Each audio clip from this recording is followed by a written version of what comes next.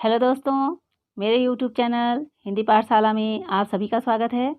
आज की वीडियो में हम कक्षा 7वीं के हिंदी पाठ्य पुस्तक छत्तीसगढ़ भारती के पाठ 11 कोई नहीं पराया नामक पाठ का प्रश्न अभ्यास करेंगे।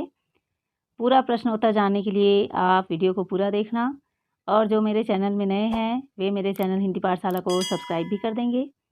तो आइए दोस्तों, प्रश्न अभ्यास शुरू करते हैं।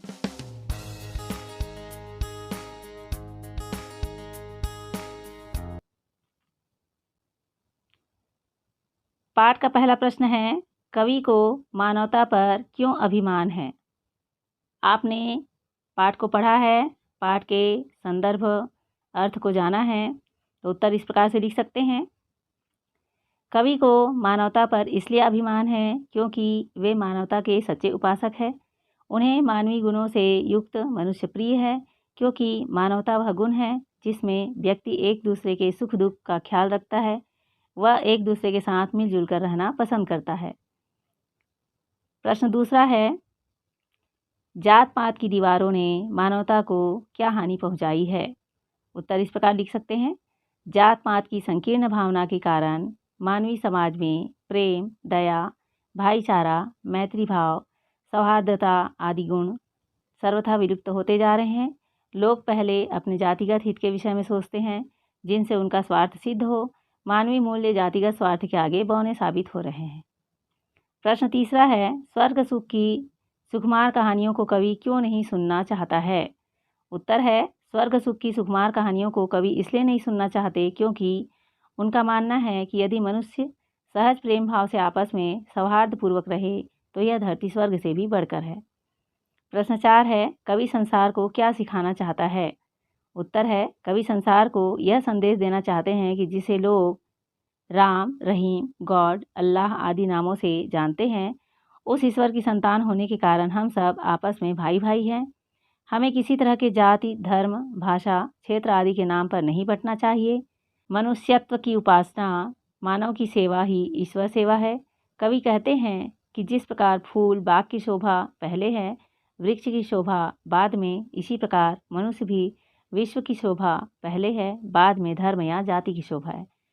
इस प्रकार कवि भेदभाव और नफरत की दीवारों को तोड़ना सिखाना चाहता है। अगला प्रश्न है, जंग लगी जंजीर किसे और क्यों कहा गया है।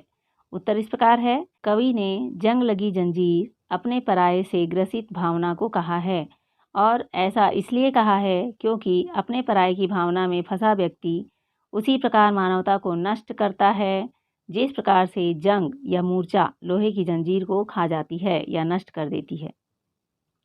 अगला प्रश्न है, धर्म को कवि ने कुछ स्याह शब्दों का गुलाम क्यों कहा है। उत्तर इस प्रकार से लिख सकते हैं, कवि की यह भावना है कि हम सब ईश्वर की संतान हैं। ईश्वर को कुछ लोग राम, कुछ रहीम, अल्लाह और कुछ गॉड कहते हैं।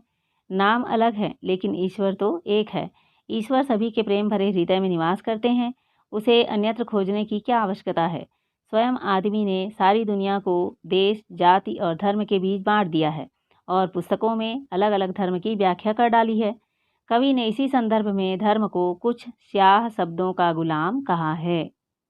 अर्थात मनुष्य का एक ही धर्म है, मानवता का धर्म। उससे हटकर जो अलग अलग धर्म की व्याख्या पुस्तकों में की गई है वे वास्तविक धर्म नहीं है। मानव सेवा ही सच्चा धर्म है और वास्तविक धर्म है। पाठ से आगे का प्रश्न है। प्रश्न पहला है, कवि देवत्व और अमरत्व के स्थान पर मनुजत्व को स्वीकारने की बात क्यों करता है। उत्तर इस प्रकार है, कवि देवत्व और अमरत्व के स्थान पर मनुजत्व अर्थात मनुष्यता को इसलिए स्वीकारने की बात करता है क्योंकि वह सारे संसार को अपना घर मानता है। वह अपने पराये की संकीर्ण भावना से परे है। वह मानवता का पुजारी है। कवि का मानना है कि इंसानियत और प्रेम भाव युक्त मनुष्य के हृदय में ईश्वर का निवास होता है। प्रश्न दूसरा है, कविताएं सभी जातियों और धर्म में प्यार और सद्भाव का संदेश देती है, परंतु हमारे समाज में ऐसा देखने को क्यों नहीं मिलता। साथियों से बात कर अपनी समझ को लिखिए। आप इसे अपने दोस्तों के साथ चर्चा करके उत्तर लिख सकते हैं या अपने स्वयं के विचार यहाँ पर लिख सकते हैं जैसे यहाँ लिखा है।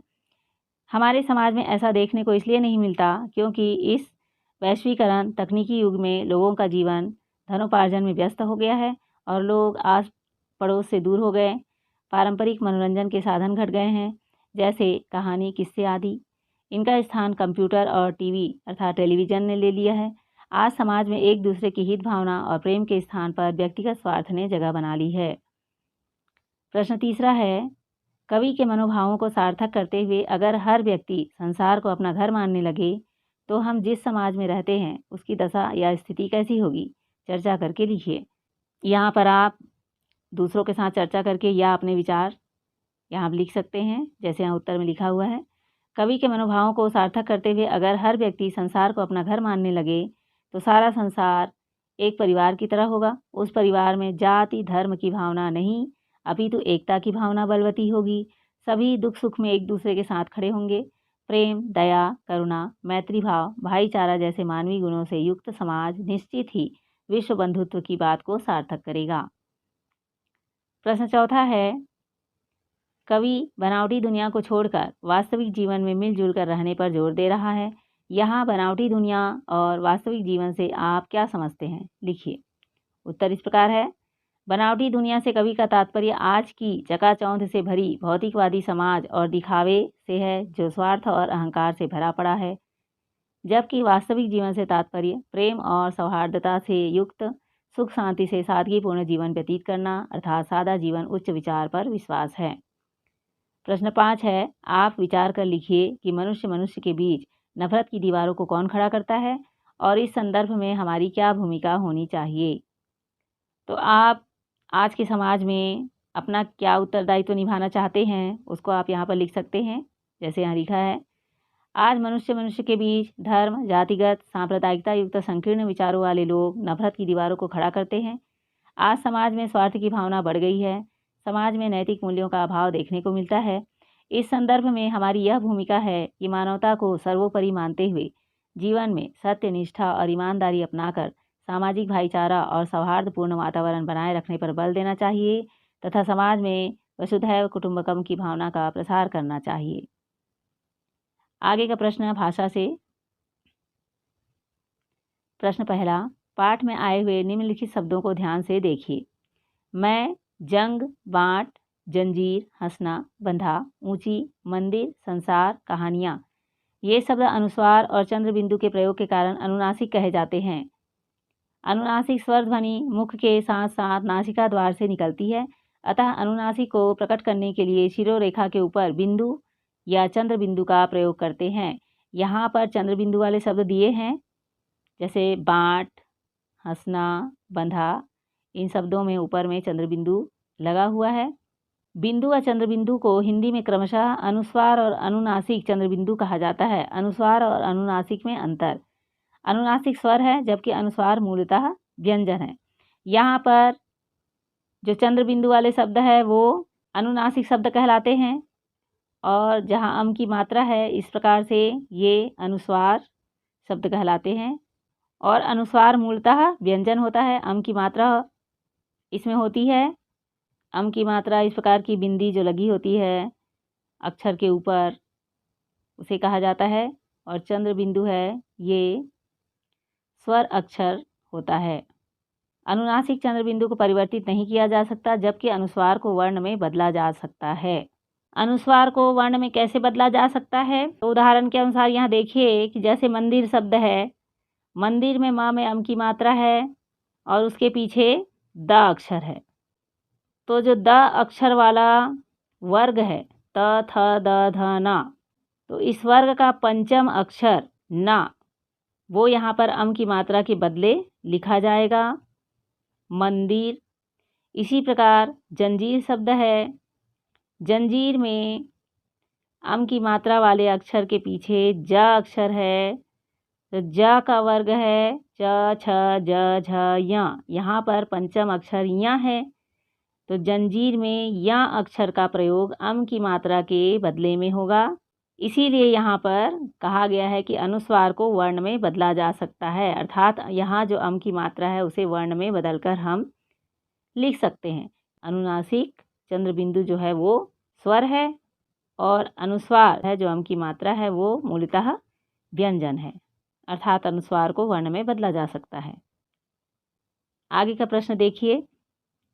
जल, पक्षी, सूर्य, सोना, धरती शब्द के दो दो पर्यायवाची खोजकर वाक्यों में उनका प्रयोग कीजिए। यहाँ पर जो शब्द दिए गए हैं इन शब्दों के मायने दो दो मायने लिखना है, अर्थात दो दो पर्यायवाची शब्द लिखना है और उनका वाक्यों में प्रयोग करना है। जैसे यहाँ पक्षी है, पक्षी का पर्यायवाची है खग, चिड़िया, विहग, द्विज। जल का पर्यायवाची है नीर, पानी, वारी, अम्बु। सूर्य के अर्थ हैं सूरज, रवि, दिवाकर, भानु। सोना का अर्थ है कनक, स्वर्ण, हेम, कंचन। धरती के मायने पृथ्वी, धरा, भूमि, वसुंधरा। तो इस प्रकार से पर्यायवाची शब्द लिखना है और वाक्यों में इन शब्दों का प्रयोग करेंगे। जैसे यहाँ किया गया है पक्षी का वाक्य प्रयोग। 4G 5G मोबाइल के आने से दुनिया में तरह तरह के पक्षी कम होते जा रहे हैं। जल का वाक्य प्रयोग है जल के संकट से बचने के लिए वाटर हार्वेस्टिंग आवश्यक है। सूर्य का वाक्य प्रयोग सूर्य अक्षय ऊर्जा का स्रोत है। सोना का वाक्य प्रयोग है सोना आभूषण के साथ साथ दवाई में भी प्रयोग की जाने वाली धातु है।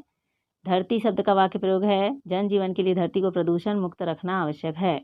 आगे योग्यता विस्तार का प्रश्न है। धार्मिक सद्भाव से संबंधित स्लोगन साथियों के साथ मिलकर लिखिए।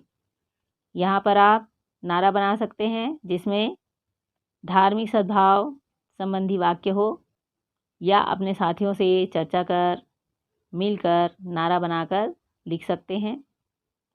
प्रश्न 2 है देश प्रेम मानवीय मूल्य से ओतप्रोत कविताएं खोजकर पढ़िए या चर्चा कीजिए। देश प्रेम संबंधी कविता है यहाँ पुष्प की अभिलाषा, स्वतंत्रता का दीपक। इसे आप पुस्तक में खोजकर पढ़ सकते हैं। अन्य कक्षाओं की पुस्तक में भी कुछ कविताएं देशभक्ति युक्त लिखी होती है, उसे आप पढ़ सकते हैं। तो दोस्तों इस पाठ के सभी प्रश्नों के उत्तर को आप समझ गए होंगे ऐसा मैं उम्मीद करती हूँ। दोस्तों अगर ये वीडियो अच्छी लगी हो तो अपने दोस्तों के साथ ज़रूर शेयर कीजिए, लाइक कीजिए और मेरे चैनल को भी सब्सक्राइब कर दीजिए। इस पाठ की कविता के संदर्भ, प्रसंग और अर्थ का वीडियो भी मैंने बनाया है जिसके लिंक डिस्क्रिप्शन बॉक्स पर दिए गए हैं। उसे क्लिक करके आप कविता के अर्थ को जान सकते हैं। हम अगले पाठ में फिर मिलेंगे।